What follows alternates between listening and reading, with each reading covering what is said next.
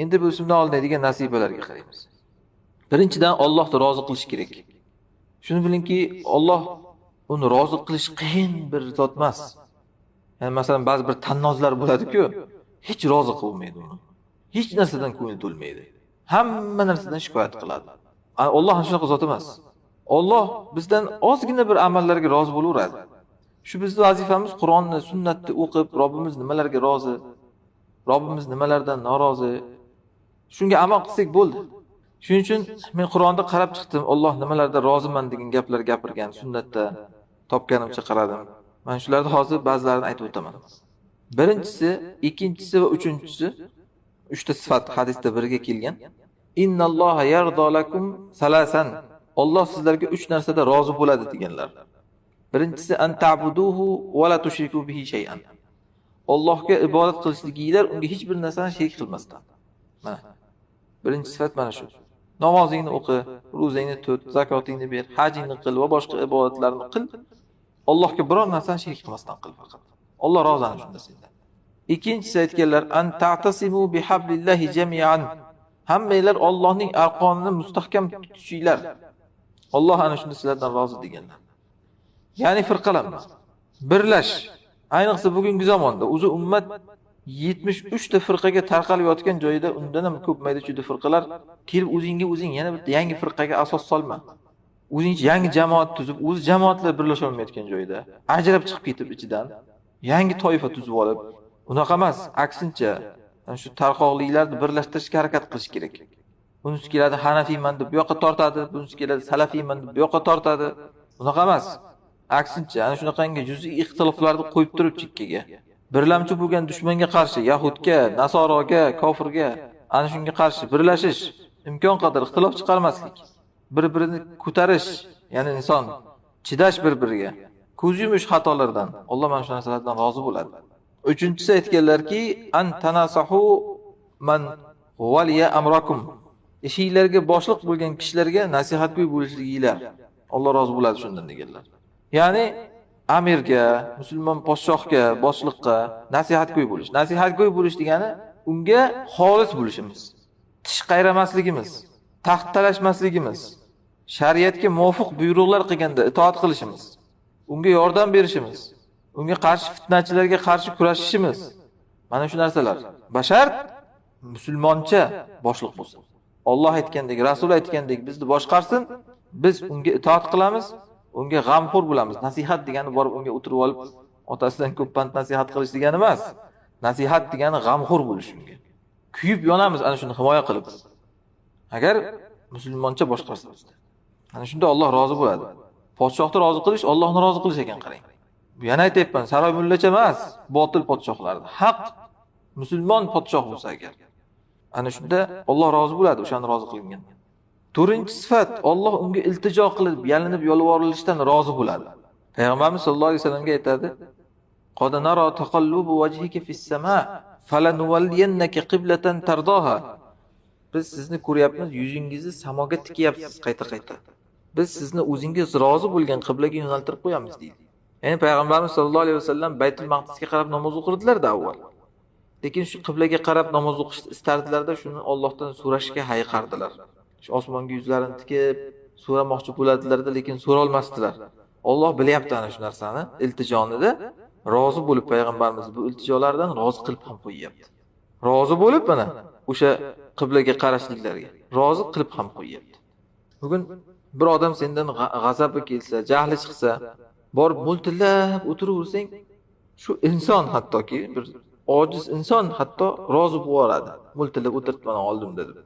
Endi valillahil masul a'la, Rahmanur Rahim Allohga iltijo qilib multillab o'tirsang, albatta u sendan rozi bo'ladi. 5-inchisi jihad, Allohni eng rozi qiladigan amallardan. Alloh aytadi: "Va minan nasi man yashri nafsahu ibtigha'a mardatillah."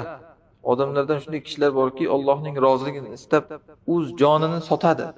Ya'ni o'zini qurbon qiladi. Oyatda bir tafsir mana shu. Bir tafsirda butun borini beradi Alloh uchun, mol mulkini degan tafsir ham bor. Muhim mana shu ham jihad, bu ham jihad albatta. Borini berisham, jonini berisham jihad. Bugun bir insonga shunaqa qilsang, albatta u seni yaxshi ko'radi-ku, men uchun o'zini jonini xatarga qo'ydi deydi. Masalan, erkak bilan ayol munosabatlarida Qachon bir ayol bir erkakni yaxshi ko'rib qoladi? U meni uchun o'zini jonini xatarga qo'ydi deydi. Meni hayotimni asrab qoldi deydi masalan. Bir qiz o'zini tashlayotgan bo'lgan ekan, tomdan o'zimni o'ldiraman deb. Koreyadami qayerda? Keyin bir qutqaruvchi kelibdi-da, uni osmondan, tepadan, imoratning ustidan arqon bilan tushib, balkonga bir tepib ichkariga kirgizib yuboribdi uyga. Keyin uni shu jonini qutqarib qolgan, unga o'tirib, nimaga o'zingni o'ldirmoqchi bo'lding? Nima istayapsan? Nima kerak senga deb undan bir hol-ahvol so'rab, xullas, shundan keyin u yaxshi ko'rib qoldi o'sha qizni, o'shanga turmushga chiqibdi. U qiz buni yaxshi ko'rgan, buni yaxshi ko'rgan, shu bilan shu turmushga chiqib, ikkalasi nikoh qilib, uylanib, baxtli saodatlik bo'lib ketishibdi. Bu bir misol aytmoqchimanki, mana qarang. Bir odam ana shunday o'zining hayotini xatarga qo'yib, sen uchun shunaqa qilganda, sen uni yaxshi ko'rib qolasan mana shunday.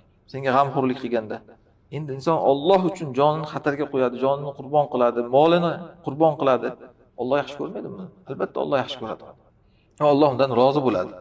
6-sifat. Infoq, ihson qilish. Bu ham Allohni rozi qiladigan ishlardan. Allohning g'azabini o'chiradigan narsalardan. Rasululloh sollallohu alayhi vasallam hadisda aytganlar: "As-sadaqatu tudfi'u g'adabar rahman aw g'adabar robb." Sadaqa Robb taoloning g'azabini o'chiradi deganlar. Va oyatda Alloh aytgan: "Masalul ladina yunfiquna amwalahum ibtigha'a mardatillohi." Allohning roziligini istab mollarini infoq qilayotgan kishilarning misoli deb keyin bir donga o'xshaydi, o'zidan 7 ta boshoq chiqaradi deb keltirgan. Yoki yana bir oyatda u bir donga o'xshaydi, unga yomg'ir yetganda mevalarini 2 barobar qilib beradi degan. Muhimi, mana Allohning roziligini istab mollarini infoq qilayotganlar degan mana shu. Demak, Allohning roziligini istagan kishi molini infoq qilish kerak. 7-sifat Alloh rozi bo'ladigan amr ma'ruf qilish, yaxshilikka buyurish, yomonlikdan qaytarish. Alloh aytadi: "La khayra fi kathirin min najwahum illa man amara bi sadaqatin aw ma'rufin aw islahin bayna." Odamlarning pichir-pichirlarida hech yaxshilik yo'q deydi. O'tirib olib ikkitasi yo'qda, ikkitasi yo'qda g'iybatxona qilib pichir-pichir qilishadi-ku. Yaxshilik yo'q. Illa kimda yaxshilik bor? Yaxshilikka buyursa, yoki sadaqaga buyursa, yoki odamlar o'rtasini isloh qilishga buyursa, ana shu o'rinlarda yaxshilik bor deydi. Keyin aytadiki: "Va man yaf'al zalika ibtigha'a mardatillah." Kim mana shuni Allohning roziligini istab qilsa, unga ajr azimini beramiz degan. Mana Allohning roziligini istab amr ma'ruf nahiy munkar qilinar ekan. 8 va 9-sifat Alloh yaxshi ko'radigan muhojir va ansor bo'lish va ularga ergashish. Alloh aytadi: "Was-sabiqunal awwalun minal muhajirin wal ansor wallazina ittaba'uuhum bi ihsanin radhiyallohu anhum." Sobiqin, muhojir va ansorlar peshqadam ya'ni sobiqin degan. Va keyin ularga yaxshilikcha ergashganlar Alloh ulardan rozi bo'ldi deydi. Demak, mana bu yaxshilikcha ularga ergashish, muhojir va ansorlar tarixdagi sahobalardagi ularni yaxshi ko'rish va ularga ergashish. Mana bu 10-sifat bo'lyapti hozir. Ana bular Alloh yaxshi ko'radigan ishlardan. Hijrat, nusrat va o'sha hijrat qilgan, nusrat bergan kishilarga ergashish. 11-sifat Alloh rozi bo'ladigan shukr qilish. Buni yuqorida oyatda ham aytdik. Va in tashkuru yardahu lakum. Shukr qilsanglar Alloh sizlarga rozi bo'ladi degan. Noshukrdan odamlar ham norozi bo'ladi. Alloh azza va jalla ham shukr qiluvchi insonlardan rozi bo'ladi. Buni Shokir ismini tafsirida batafsil aytganmiz, shukr qanday bo'ladi. 12-sifat Alloh rozi bo'ladigan Alloh uchun hamma narsaga tayyor bo'lib rozi bo'lish. Alloh bu insondan ham rozi bo'ladi. Ya'ni men Alloh uchun hozir shunday joningni tikolasanmi? Molingni, ahlingni tikolasanmi? Hech narsaga qaramay Alloh rozi bo'lsa bo'ldi deyolasanmi? Ana shunday qilsa Alloh rozi bo'ladi. Bay'atir Rizvon degan bay'at bo'lgan sahobalarda. Hudaybiya sulhida Usmon radhiyallohu anhu Rasululloh sollallohu alayhi vasallam Makka ga jo'natgan bo'lganlar muzokaraga, u kishini ushlab Makkadagilar qamab qo'yishgan. Usmon o'ldi, qatl bo'libdi degan xabar tarqagan. Ana o'shanda Rasululloh sollallohu alayhi vasallam sahobalardan bay'at olganlar, o'limga bay'at olganlar. Agar Usmon qatl bo'lgan bo'lsa, o'lguncha urushamiz hammamiz. Hamma sahobalar o'sha yerda mavjud bo'lganlari bay'at berishgan. Ana shunda oyat tushgan: "Laqad radiyallohu anil mu'minin id yubayyi'unaka tahta ash-shajara." O'sha daraxtning tagida sizga bay'at berayotgan mu'minlardan Alloh rozi bo'ldi degan. Ko'ryapsizmi? Inson Alloh uchun hamma narsaga tayyor bo'lib shunday qasd qilsa, o'sha ishni qilmagan taqdirda ham keyin Alloh undan rozi bo'lar ekan. Mana sahobalar hammasi o'limga bay'at berdi, lekin hammasi o'lib ketmadi o'sha yerda. Lekin Alloh rozi bo'ldi ulardan. Hamma narsaga tayyorlikni Alloh ko'rish kerak bandada. 13-sifat Alloh yo'lida hech kimni ayamaslik. Hech kimni Allohdan ustun ko'rmaslik. Ana bu ham Alloh rozi bo'ladigan sifatlardan. Alloh aytadi: "La tajidu qauman yu'minuna billahi wal yawmil akhir yuwadduna man haddalloha va rasulahu."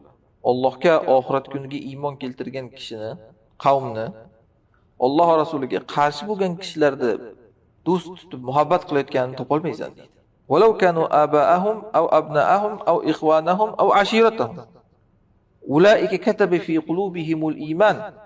Allohga va oxiratga iymon keltirdim degandan keyin Alloh rasuliga qarshi odamlar do'st tutayotganini topmaysan deb keyin aytadi, ular agarchi Alloh rasuliga qarshilar, ota-onalari bo'lsa ham, bola chaqalari bo'lsa ham, urug'aymog'i bo'lsa ham, ana shular Alloh ularga qalbiga iymonni bitgan kishilardir deydi-da, keyin oyatning oxirida radhiyallohu anhum deydi.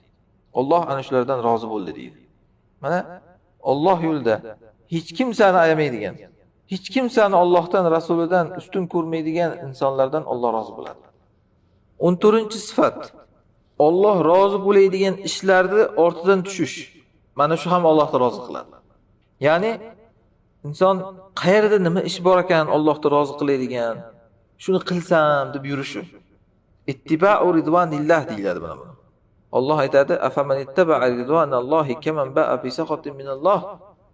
Mavzu avvalda o'qidik bu oyatni. Allohning roziligiga ergashib yurgan odam Allohning noroziligi bilan balolangan, shunga giribdor bo'lgan odam kabi bo'lami degan. Qayerda bir ish bor ekanki Allohni rozi qiladigan, shuni qilsam deb yurish kerak. Alloh ana shunaqa insondan rozi bo'ladi. Sahobalar Uhud jangida qanday jarohatlangan bilamiz. 70 kishi shahid ketgan, qanchasi jarohatlanishgan. Endi o'lgan ustiga tepgan degandek, o'shanda xabar keladi, kofirlar yana qaytib kelyapti ekan. Madinaga bosib kirib yo'q qilar ekan endi hammani. Sahobalar ana shunda hasbiyalloh ni'mal vakil deydi. Kelsa Alloh kifoya bizga. O'zi naqadar yaxshi vakil deb shunday jarohatlangan, charchagan holatida endi dushman uyga kelishligigacha qarab o'tirmaylik deyshadda, Rasululloh sollallohu alayhi vasallam bilan yana chiqishadi kofirlar tarafga qarab.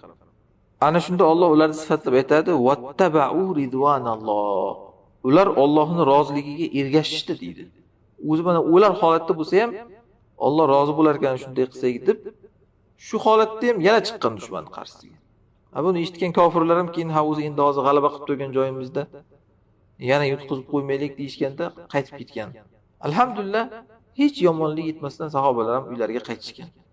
Mana qarang, Allohni rozi qilaman deb tursa inson har doim ham o'lar ekan, har doim ham illoki shu qiynalar ekan degani emas ekanman. Biz yuqorida aytdik-ku, Allohni rozi qilish bu juda mushkul narsa emas. Bu hech rozi bo'lmaydi buni deydigan. Ba'zi odamlar shunaqa deb o'ylaydi-da, bu dinni tubiga yetib bo'lmaydi deydi. Tugamaydi bu dinning amali deydi. To'g'ri, dinni tubiga yetib bo'lmaydi, amal tugamaydi, lekin Allohni rozi qilish bu qiyin. Bunaqangi darajada sen o'ylagan qiyin narsa emas.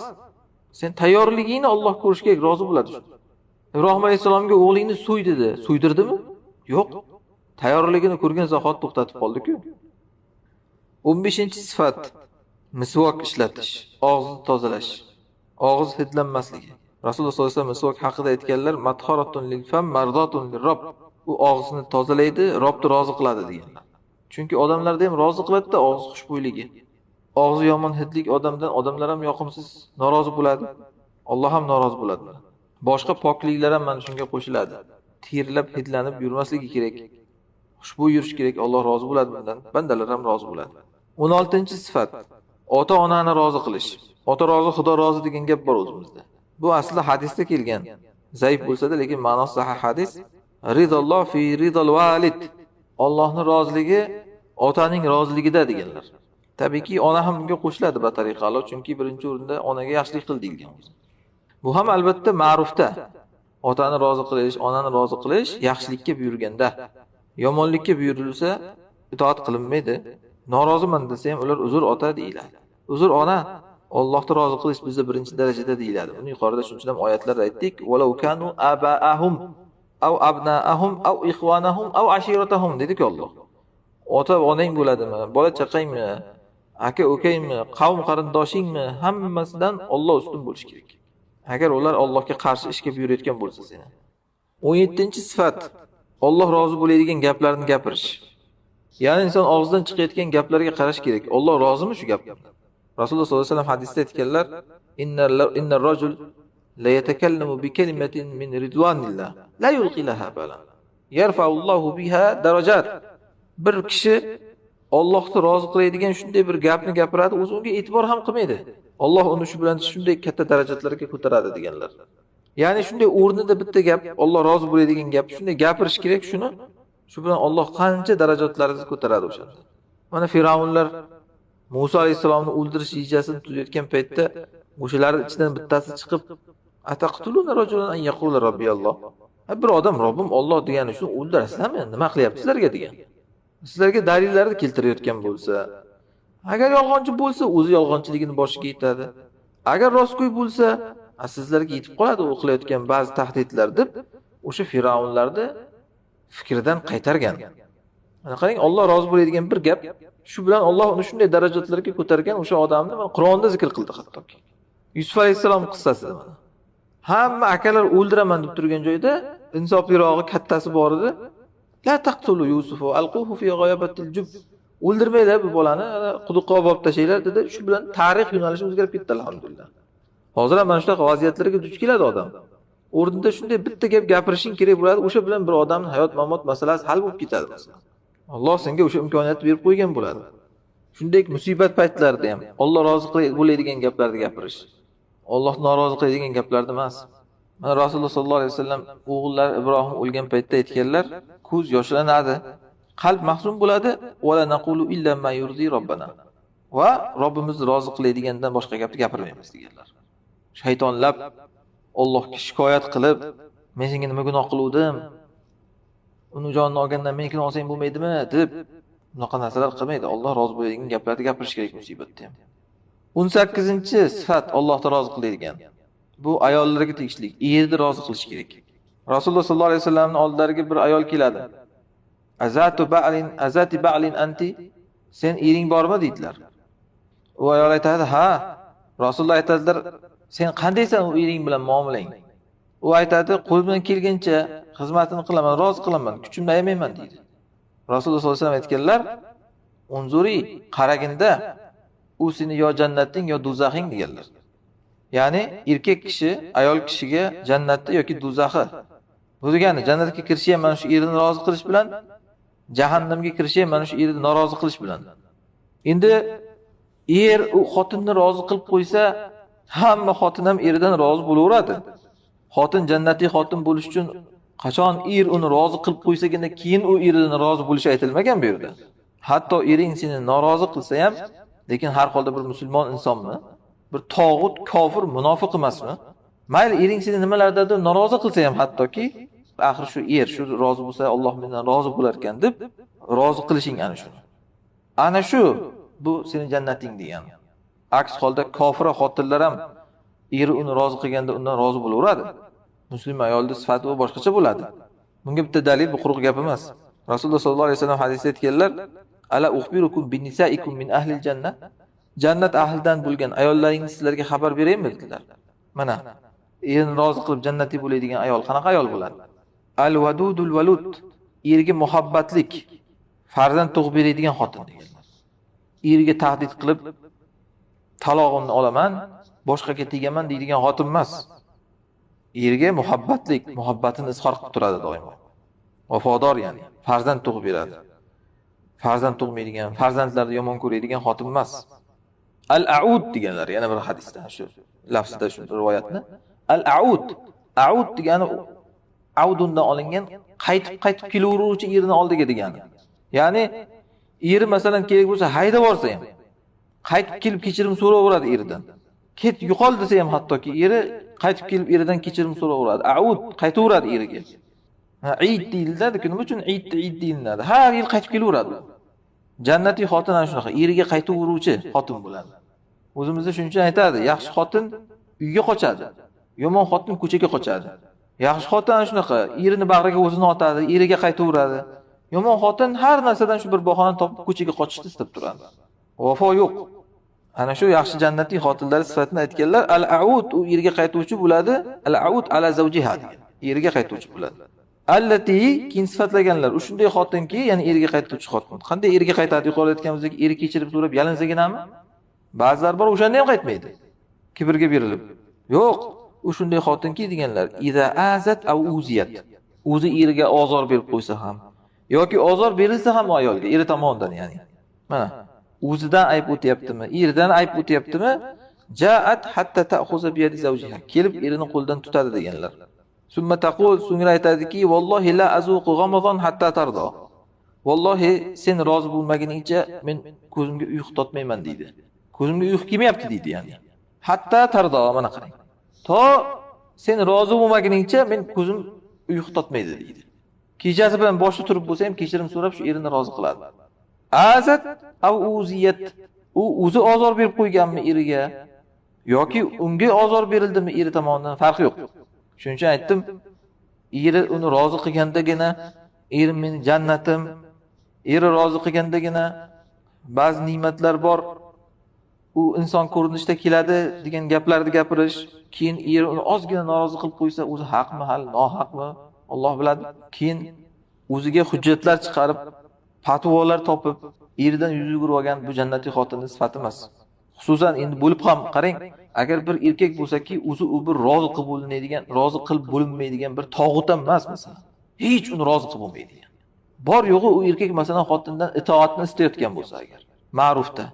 Bu o'shandan ham bir tog'ut zolim yasab, hech uni rozi qilib bo'lmaydigan odam yasab, keyin mana shunaqa unga itoatsizlik qilib yursa, bu jahannamiy ayolning sifati bo'ladi.